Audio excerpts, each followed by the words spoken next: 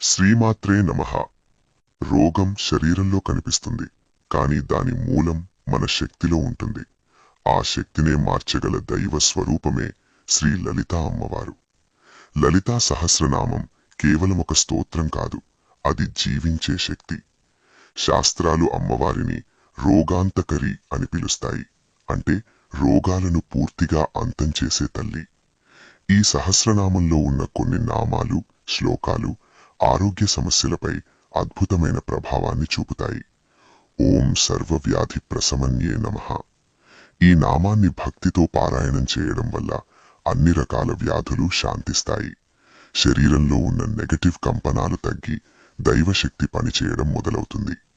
ఇక మరో శక్తివంతమైన నామం ఓం మణిపురాంతస్థితాయే నమః. అమ్మవారు నివసించే మణిపూరక చక్రం మన శరీరంలో క్లోమ గ్రంథికి కేంద్రం. షుగర్ వ్యాధి క్లోమ గ్రంథికో నేరుగా సంబంధం కలిగి ఉంటుంది. ఈ నామాన్ని ప్రతిరోజు 108 సార్లు పఠిస్తే క్లోమ గ్రంథి పనితీరు మెరుగుపడి షుగర్ వంటి వ్యాధులు క్రమంగా తగ్గుముఖం పడతాయి. ఇది మాటల నమ్మకం కాదు, సాధనతో వచ్చే అనుభవం. అలాగే అమ్మవారి రక్షణ శ్లోకం అరుణాం కరుణాతరంగితాక్షిం ధృత పాశాంకుశ పుష్ప బాణచాపాం అణిమాదిభిరావృతాం మయూఖైః అహమిత్యేవ విభావయే భవానీం. ఈ శ్లోకం అమ్మవారి ఎర్రని కాంతిని, కరుణ నిండిన చూపును, ఆమె రక్షణ శక్తిని స్మరింపచేస్తుంది. ఈ శ్లోకాన్ని పఠిస్తే తెలియని వ్యాధుల భయం తొలగిపోతుంది, శరీరానికి దైవ రక్షణ కవచం ఏర్పడుతుంది.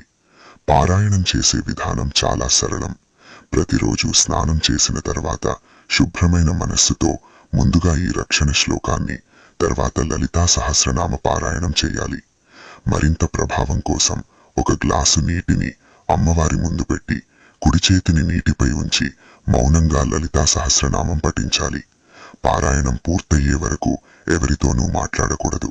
తర్వాత ఆ నీటిని అనారోగ్యంతో ఉన్నవారికి తాగిస్తే శరీరంలోని నెగటివ్ ఎనర్జీ తొలగిపోతుంది. మంత్రశక్తి శరీరంలో ప్రవేశించి లోపలి నుంచి స్వస్థత మొదలవుతుంది. రోగం ఎంత పెద్దదైనా అమ్మ కరుణ ముందు అది చిన్నదే. నమ్మకంతో సాధన చేయండి, శ్రద్ధతో పారాయణం చేయండి. అమ్మ తప్పకుండా ఆరోగ్యం అనే వరాన్ని ప్రసాదిస్తుంది. జై శ్రీ లలితామాత.